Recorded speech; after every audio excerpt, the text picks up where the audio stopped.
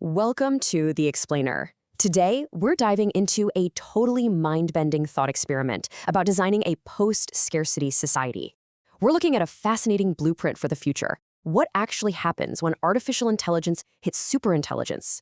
And maybe more importantly, why would the most advanced, mathematically perfect machine ever created still desperately need everyday human beings to keep an eye on things? So picture this for a second. What if a perfectly benevolent AI just assumed control tomorrow to solve humanity's deepest systemic problems? Imagine a system completely stripped of human greed, operating with pure, unfiltered altruism. It takes the reins to optimize how we distribute resources and actually ensures human flourishing, all without that endless political gridlock we're so used to today. Now, I know what you're thinking. This sounds like far future sci-fi, right? Well, actually, scratch that. Because of the insane amount of funding pouring into data centers and algorithms that are starting to genuinely reason rather than just predict the next word, this isn't centuries away. The source analysis points to a highly realistic window for this kind of technological emergence right around October 2031. Think about that. We could very well live to see the fundamental rules of civilization completely rewritten. So, here's our roadmap for this explainer to unpack this transition. We'll hit 1. The benevolent AI blueprint. 2. The cold guardian paradox. 3. Why AI needs human oversight. 4. Surviving the transition. And finally, 5. Humanity's post-scarcity future. All right, let's jump right into section 1, the benevolent AI blueprint. How would an ultra-smart intelligence logically structure our economy to maximize stability? Well, it essentially creates a two-tiered hybrid system, cut right down the middle. On one side, you've got the baseline. Think of this as a socialist tier where the AI guarantees essentials, housing, food, healthcare. It entirely decouples your basic survival from your labor. Then, on the flip side, you have the luxury engine. This is a capitalist tier, where work is strictly opt-in. You work here for status, for travel, for luxury goods. And because people are working out of passion rather than pure survival panic, workplace morale skyrockets. This luxury sector is then heavily taxed, and that revenue? That's exactly what funds the baseline. And why does the AI make the perfect CEO for this? Because it has literally zero executive ego. It doesn't have personal wealth to protect, there are no mega yachts to buy, and it definitely isn't running for re-election. It has the raw computational horsepower to dynamically analyze global supply chains and redistribute resources with absolute mathematical precision.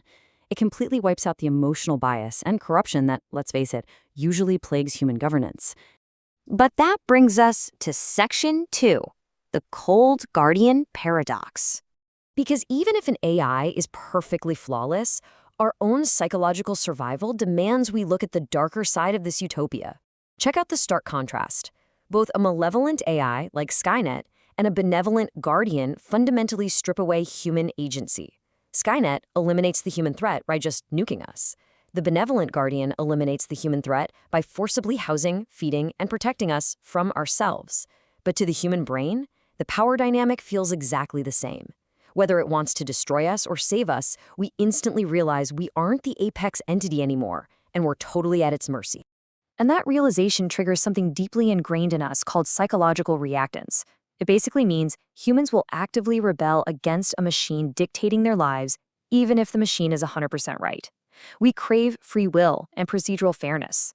Like, if the AI decides high-speed internet is a human right, but owning a personal car is a luxury, people will reject it simply because a machine made the rule. We will literally choose our own flawed self-determination over mathematically optimized subjugation every single time. Which leads us perfectly into section 3, and honestly, the absolute core of today's explainer. Why AI needs human oversight. So how do we implement a safeguard so society doesn't just completely revolt against a perfect system? We use a brilliant concept called sortition. The AI steps back from being a dictator and becomes an ultra-powerful advisor. Step 1. The AI crunches the insane global data and models out the best options. Step 2. A randomly selected 10-person citizen council reviews those options. And step 3. Those humans make the final subjective moral call.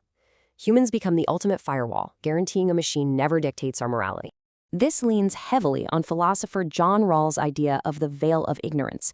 You've got these randomly drafted adults, say everyday people between 25 and 55, making the rules. They serve a short 6 to 12-month term, and then boom, they go right back to their normal lives. This gives them a massive personal stake in making sure the rules don't screw over the average citizen. It entirely bypasses entrenched political dynasties and lobbyist manipulation. This human oversight is absolutely crucial. Without it, we'd slip right into a weird parent-child dynamic where the AI is the all-knowing parent and we're just perpetual kids. If the machine does everything, our civic resilience would just wither away into collective apathy.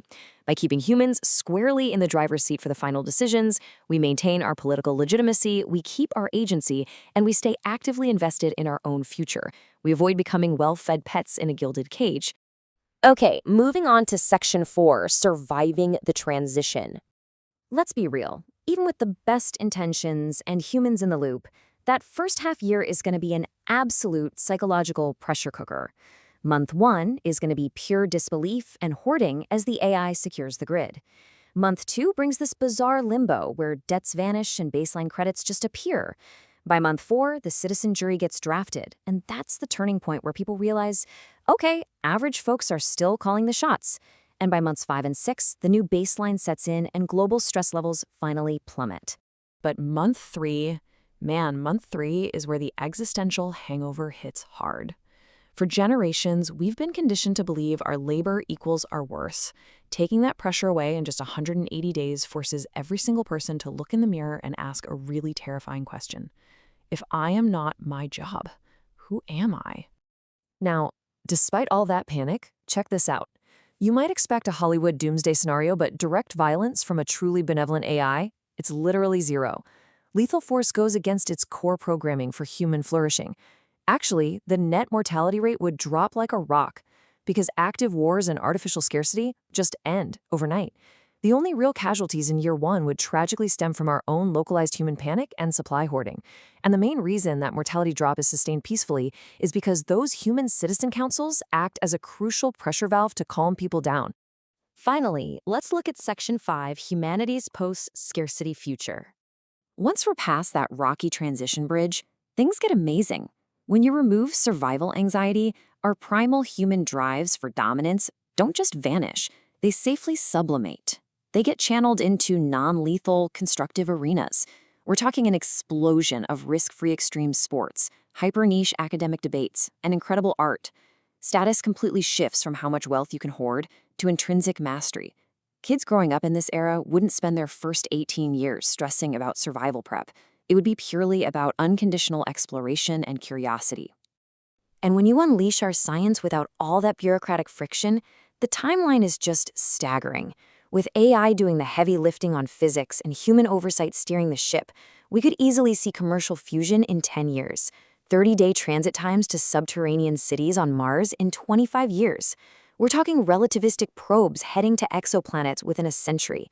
It literally compresses our evolution into a multiplanetary species down to mere decades.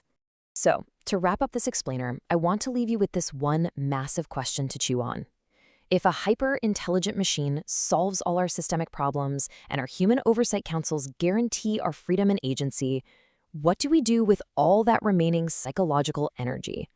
When the exhausting daily struggle to just survive finally ends, who do we choose to become?